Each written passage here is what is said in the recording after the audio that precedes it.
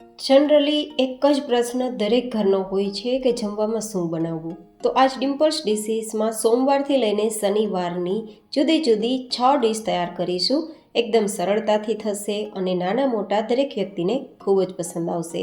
તમે બપોરના જમવામાં કે સાંજના જમવામાં ગમે ત્યારે લઈ શકશો અને લંચ બોક્સ કે ટિફિન બોક્સમાં પણ આપી શકશો. તેવી આપણે જુદી જુદી 6 વેરાયટી તૈયાર કરીશું. એકદમ ફટાફટ તૈયાર થશે તે રીતે. તો ચલો સૌથી પહેલાં સોમવારની ડીશ બનાવવાની શરૂઆત કરીએ. તો જેમના માટે આપણે અહીંયા લગભગ 3 કપ જેટલો ઘઉંનો લોટ લીધો છે, જેમાંથી રોટલી બનાવી અને તે લોટ છે.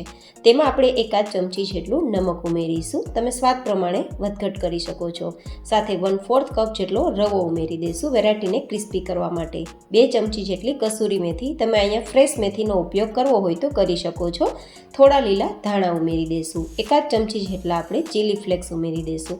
ચીલી ફ્લેક્સ ના હોય તો જરૂર નથી, લાલ મરચું પાવડર ઉમેરી શકો છો. અને આ રીતે મિક્સ કર્યા બાદ અડધા કપ જેટલું આપણે લોટનું મિશ્રણ સાઈડમાં રાખી દઈશું. અને બાકી જે લોટ આપણો છે તેમાં 1-2 ચમચી જેટલું મોણ માટે તેલ ઉમેરીશું.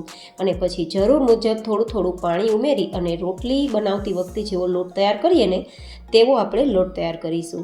ગાઈઝ, આ વેરાયટી બાળકોથી લઈને મોટી ઉંમરની કોઈ પણ વ્યક્તિને પસંદ આવશે. મેં એ જ રીતે સોમવારથી લઈને શનિવારની વેરાયટી ડિસાઈડ કરી છે કે દરેક વ્યક્તિને પસંદ આવે અને તમને બનાવવામાં પણ સરળતા રહે. હવે આ રીતે લોટ બંધાઈ ગયા બાદ ફરીથી 1 ચમચી તેલ ઉમેરી મસળી અને થોડીવાર માટે લોટને સાઈડમાં રાખી દઈશું. અને આપણે જે અડધા કપ જેટલું લોટનું મિશ્રણ રાખ્યું છે ને તેમાં પાણી આ રીતે ઉમેરીશું અને ગોળ તૈયાર કરીશું. આ ગોળને પણ આપણે અત્યારે સાઈડમાં રાખી દઈશું. આ રીતે થીક કન્સિસ્ટન્સીવાળું આપણું ગોળ તૈયાર થયું છે. હવે આપણે બાફેલા બટેટા લેશું, જેને પહેલાં જ બાફીને રાખ્યા હતા તો બિલકુલ પાણી નથી. લગભગ 300 થી 400 ગ્રામ જેટલા બાફેલા બટેટા હશે. અને આજની વેરાયટી 4 વ્યક્તિને થઈ શકે તેટલી બનવાની છે, તો મેં એ રીતે સામગ્રીનો ઉપયોગ કર્યો છે. હવે આ રીતે મેશરથી તેને મેશ કરી લેશું. હવે અહીંયા થોડી નાની સમારેલી 1 કપ જેટલી નાની ડુંગળી ઉમેરીશું. તમે ના ખાતા હોય તો ઓપ્શનલ છે, સ્કીપ કરી શકો છો. 2 ચમચી આદુ મરચાંની પેસ્ટ, થોડા સુધારેલા લીલા ધાણા, 1 ચમચી જેટલું નમક ઉમેરી દઈશું. 1/4 ટીસ્પૂન જેટલો અથવા 2 ચપટી હળદર, 1 ચમચી લાલ મરચું પાવડર, 1 ચમચી જેટલો મેજિક મસાલા પાવડર. આ ઘરે તૈયાર કરેલો છે, જેની લિંક જોતી હોય તો ઉપર આઈ બટનમાં આપી દઈશ. મેં ડિમ્પલ્સ ડિશીસમાં આ રેસીપી તૈયાર કરીને શેર કરી છે. જો કે ના ઉમેરવો હોય તો ઓપ્શનલ છે. અડધા લીંબુનો રસ અથવા તો ખટાશ પ્રમાણે 1 લીંબુનો રસ પણ ઉમેરી શકાય. 1 ચમચી આપણે ખાંડ ઉમેરી દઈશું, જેથી ખટાશ મીઠાશ મેન્ટેન થઈ જાય. અને આ રીતે મિક્સ કરી તેનો એક માવો તૈયાર કરી લેશું. અને હવે આપણો લોટ પણ એકદમ સરસ સેટ થઈ ગયો છે. તો આપણે તેમાંથી આ રીતે મસળી એક રોટલી બનાવવા જેટલો લોટ લેશું અને પછી તેમાં આપણે થોડો ઘઉંનો કોરો લોટ ડસ્ટ કરી અને વણી લેશું. ગાઈઝ, આ વેરાયટી છે તે ઘઉંના લોટમાંથી તૈયાર થાય છે, તો તમને ખૂબ જ પસંદ આવશે અને નુકસાન પણ નહીં થાય. તમે અહીંયા મેંદાના લોટનો ઉપયોગ કરવો હોય તો કરી શકો છો, બટ હેલ્ધી વસ્તુ જો ઘઉંના લોટમાંથી થતી હોય તો શું કામ મેંદો યુઝ કરવાનો. તો હવે આ રીતે આપણે રોટલી તૈયાર થઈ ગઈ છે. તો આપણે જે બટેટાનો માવો તૈયાર કર્યો ને તેને આ રીતે પાથરી દઈશું. તમારે જાડું પાથરવું હોય, પાતળું પાથરવું હોય, તમારી ચોઈસ રહેશે. પણ રોટલીની થિકનેસ જેટલું જ પાથરશું તો વધારે સરળતાથી વેરાયટી તૈયાર થશે. હવે ઉપરથી ચીલી ફ્લેક્સ અને ધાણા સ્પ્રિંકલ કરશું, જો કે ઓપ્શનલ છે. હવે આ રીતે રોલ તૈયાર કરશું, થોડો ટાઈટ રોલ તૈયાર કરશું અને પછી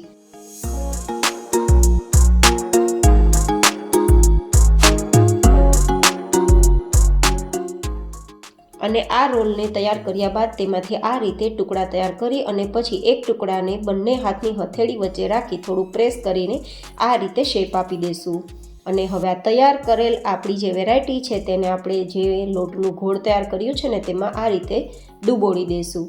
ડૂબાડ્યા બાદ ફટાફટ તેને કાંટા ચમચીથી બહાર કાઢવાની, જેથી એક્સ્ટ્રા કોઈ લોટનું ઘોળ કે બેટર હોય તો એ નીતરી જાય, જેથી આપણું તેલ પણ ખરાબ ના થાય.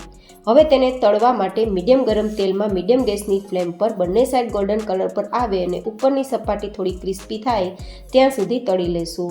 આ રીતે થોડી વાર ચલાવશું ને તો અંદરથી વેરાયટી કાચી નહીં રહે, ઉપરથી આપણી વેરાયટી ક્રિસ્પી થશે અને અંદરથી એકદમ ખાવામાં સોફ્ટ રહેશે.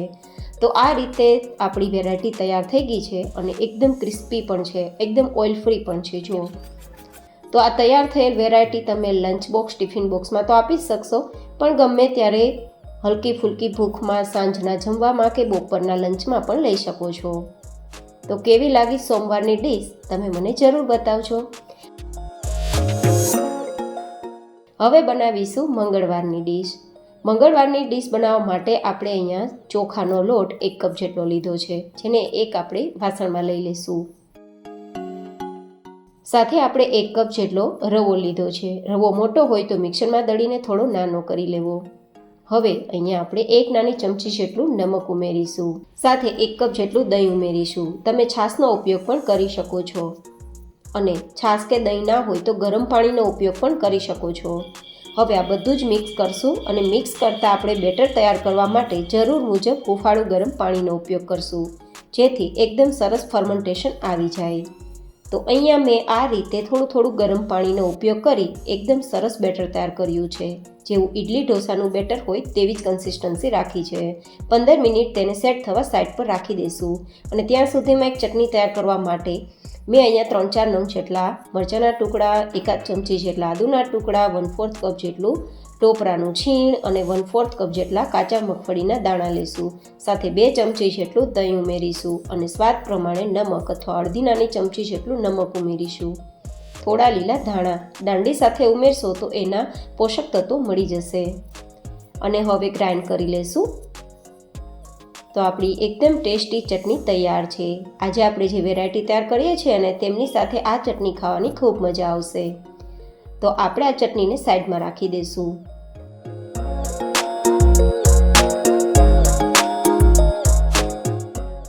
પંદર મિનિટ જેવો સમય થઈ ગયો છે અને આપણું આ બેટર પણ સેટ થઈ ગયું છે. તો હવે તેમાં આપણે લગભગ અડધી ચમચી જેટલું સોડા ઉમેરીશું, ખાવાના સોડા. તેને સાજીના ફૂલ પણ ઉમેરી શકો છો. અને 1-2 ચમચી જેટલો વિનેગર, તમે લીંબુના રસનો ઉપયોગ પણ કરી શકો છો. અને આ રીતે મિક્સ કરી દઈશું તો ફટાફટ ફર્મેન્ટેશન આવી જશે. તો આપણી વેરાયટી ખાવામાં સોફ્ટ એન્ડ સ્પોન્જી તૈયાર થશે. તો આપણું બેટર એકદમ ઇડલી ઢોસા જેવું હોય તેવું તૈયાર થઈ ગયું છે. તો હવે આપણે અહીંયા તવાનો ઉપયોગ કરીશું. તો આપણા મીડિયમ ગરમ તવા પર આપણે 1 ચમચા જેટલું પાથરીશું. બહુ વધારે પાતળું નથી કરવાનું, એની જાતે ફેલાવા દેવાનું છે.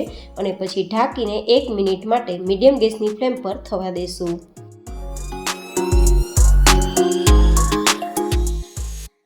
તો 1 મિનિટ પછી તમે જોશો ને તો ઉપર એકદમ જાળી આવી ગઈ હશે અને સપાટી ડ્રાય થઈ ગઈ હશે. તો મતલબ આપણી વેરાયટી કૂક થઈ ગઈ તેમ સમજવાનું. છતાં આ રીતે ટૂથપીકથી ચેક કરી લેવાનું. હવે આપણે સાઈડ બદલવાની નથી, કારણ કે ઉપરની સપાટી ડ્રાય થઈ ગઈ છે, મતલબ કાચી નથી, કારણ કે તો જ આ રીતે જાળી પડી હોય. અને જાળી પડી હશે તો અંદર સુધી વેરાયટી કૂક જ થઈ ગઈ છે.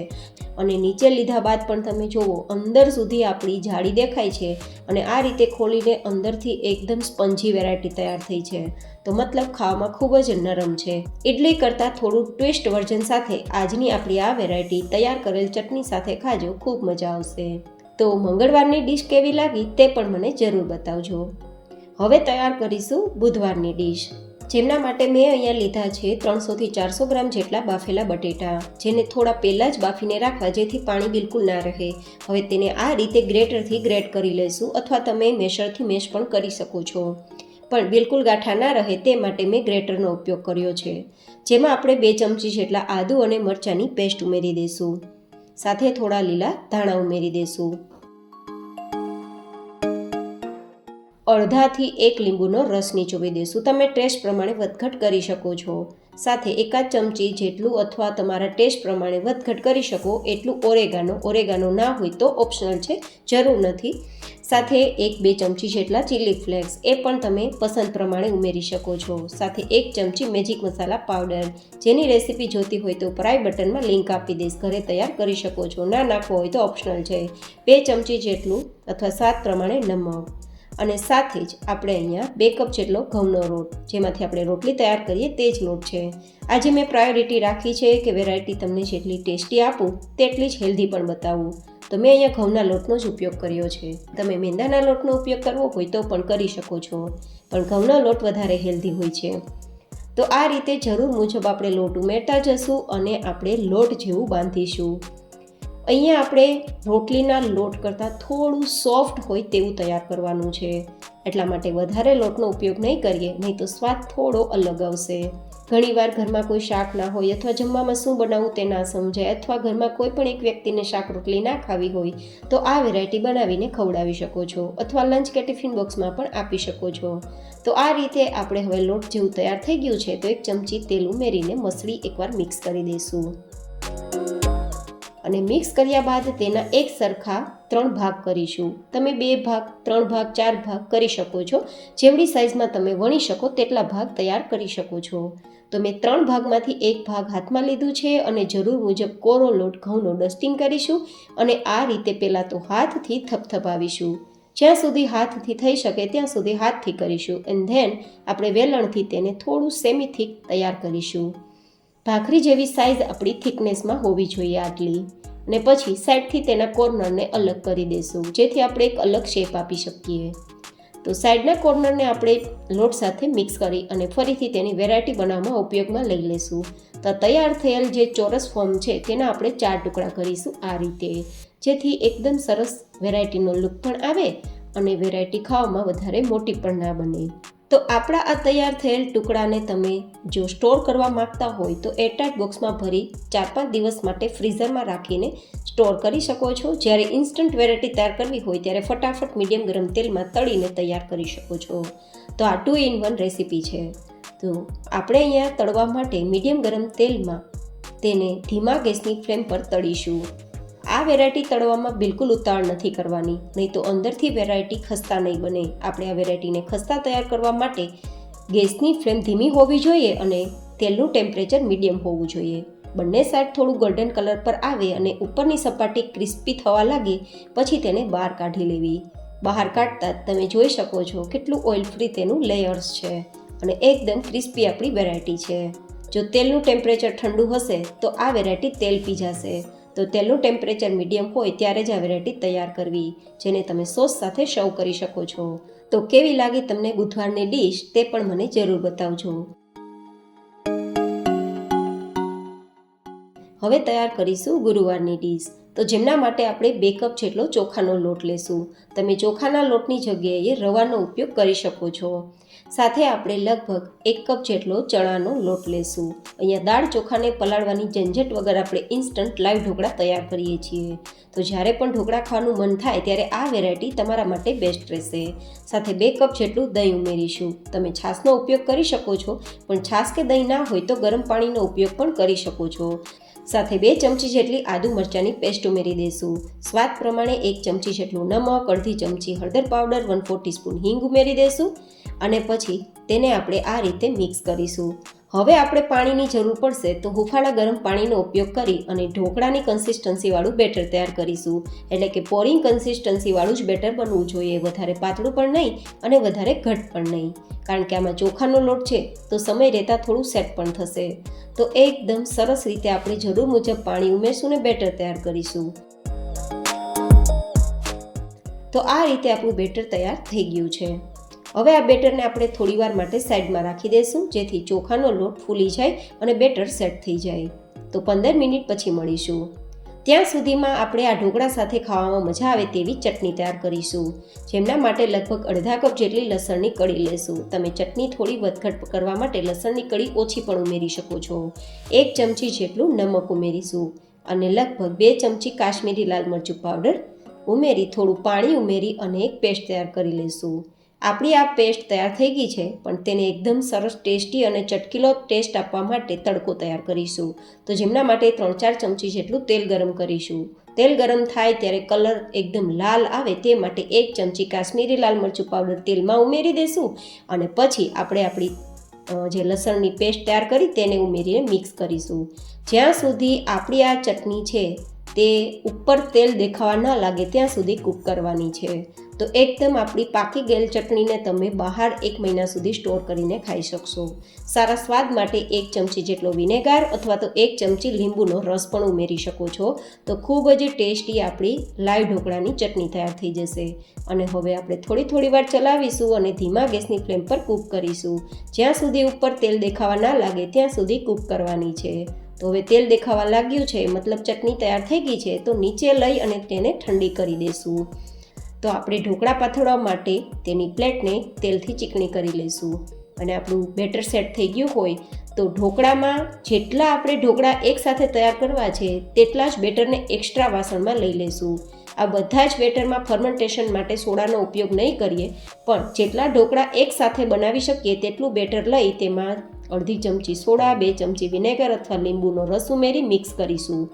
આ રીતે કર્યા બાદ ફટાફટ તૈયાર કરેલું આપણું મિશ્રણ ચીકણી કરેલી આપણી સ્ટીમર પ્લેટમાં મૂકી દઈશું. અને આપણા ઢોકળા ઉપર થોડો સારો કલર આવે તેના માટે મરચું પાવડર સ્પ્રિંકલ કરીશું. મરચું પાવડર ઉમેરવું ઓપ્શનલ છે. તેને આપણે ઉકળતા ગરમ પાણીમાં મૂકીશું. એટલે કે આપણે કુકરમાં પહેલાં જ પાણી ગરમ થવા રાખ્યું હતું, ઉકળી ગયું છે તો તેમાં મૂકી ઢાંકી 10 મિનિટ માટે હાઈ ગેસની ફ્લેમ પર થવા દઈશું. 10 મિનિટમાં ઢોકળા તૈયાર થઈ જ જશે. છતાં એકવાર આ રીતે ટૂથપીકથી ચેક કરી લેવું.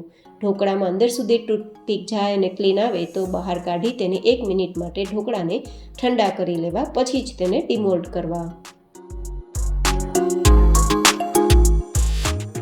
તો 1 મિનિટ પછી આપણે તેને ઉપરથી આ રીતે તેલ એપ્લાય કરીશું તો આપણા ઢોકળાની ચમક ખૂબ જ સરસ આવશે.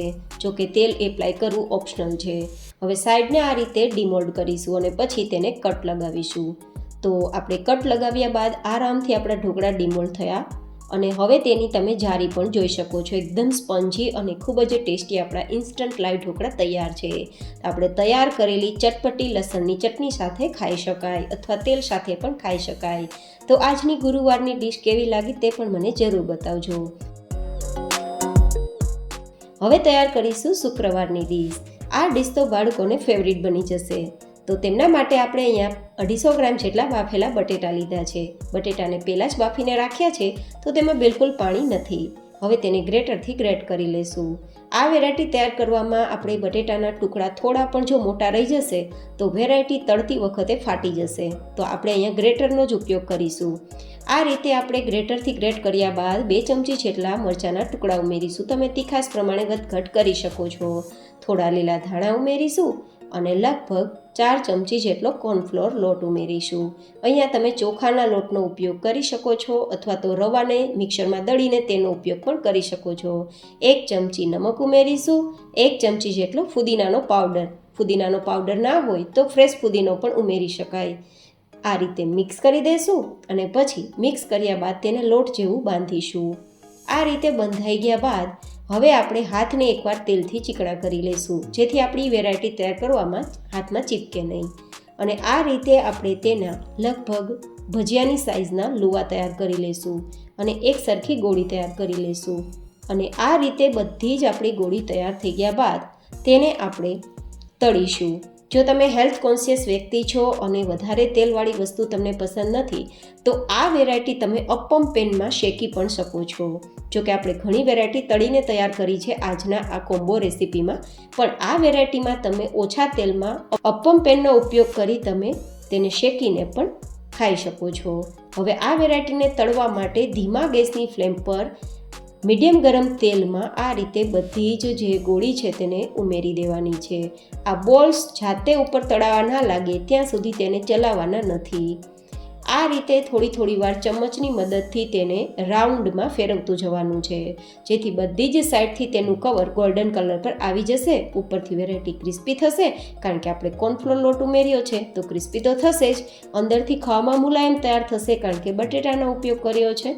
તો એકદમ ટેસ્ટી આપણી આ વેરાયટી તૈયાર છે જેને તમે ટોમેટો કેચઅપ સાથે સર્વ કરી શકો છો. ઉપરથી ક્રિસ્પી, અંદરથી સ્પંજી આપણી વેરાયટી તૈયાર થઈ છે.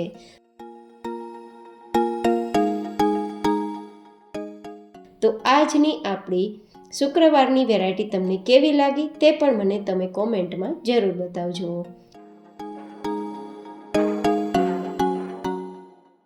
હવે તૈયાર કરીશું શનિવારની ડીશ. શનિવારની ડીશ તૈયાર કરવા માટે આપણે અહીંયા 2 કપ જેટલા પૌવા લેશું. પૌવામાં કચરો હોય તો એકવાર ચાળી લેવા અને પછી તેને સાફ કરી લેવા. જેમના માટે આપણે પાણીનો ઉપયોગ કરશું અને તેને 2 થી 3 વાર ધોઈ લેશું જેથી કોઈ પણ પ્રકારનો કચરો હોય તો એકદમ ક્લીન થઈ જાય, સાફ થઈ જાય. હવે તેને 1 મિનિટ માટે નિતારવા છોડી દેશું. 1 મિનિટ પછી નીતરેલા પૌવાને આપણે મિક્સરમાં લઈ લેવાના છે અને તેની અંદર આપણે લગભગ 2 કપ જેટલો રવો ઉમેરવાના છીએ.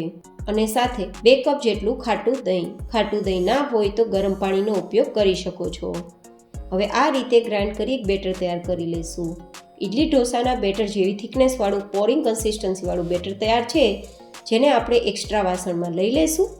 આ રીતે એક જ ડાયરેક્શનમાં 1-2 મિનિટ માટે ફેટીશું, જેથી એકદમ સરસ આપણું ફ્લફી બેટર તૈયાર થઈ જાય, જેને 5 મિનિટ માટે આપણે રેસ્ટ આપવા છોડી દઈશું, જેથી રવો ફૂલી જાય.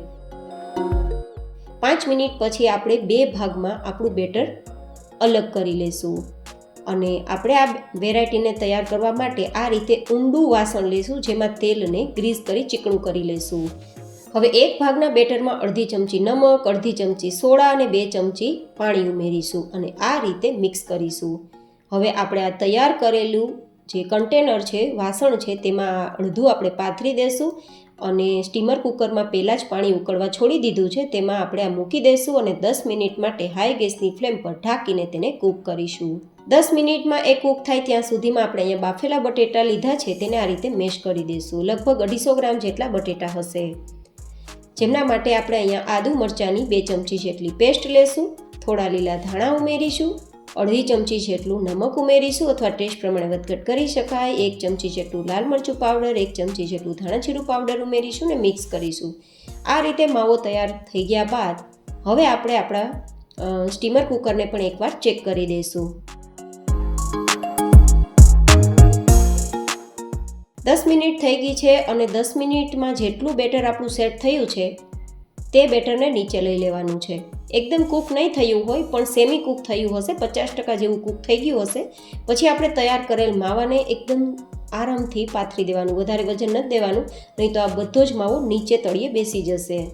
અને પછી આપણે જે બીજું અડધું બેટર બાકી રાખ્યું હતું ને, તેમાં પણ ફરીથી અડધી ચમચી નમક, અડધી ચમચી સોડા, 2 ચમચી પાણી ઉમેરી મિક્સ કરી દઈશું અને આપણે આ તૈયાર કરેલું બેટરને આ રીતે પાથરી દઈશું, જેથી બંને સાઈડ વ્હાઇટ કલરનું બેઝ અને વચ્ચે આપણે એકદમ ટેસ્ટી માવો આપણે તૈયાર કરી શકીએ તે માટે. અને હવે ફરીથી સ્ટીમર કુકરમાં આ બેઝને મૂકી દઈશું. હાઈ ગેસની ફ્લેમ પર ઢાંકીને લગભગ 15 મિનિટ માટે થવા દઈશું.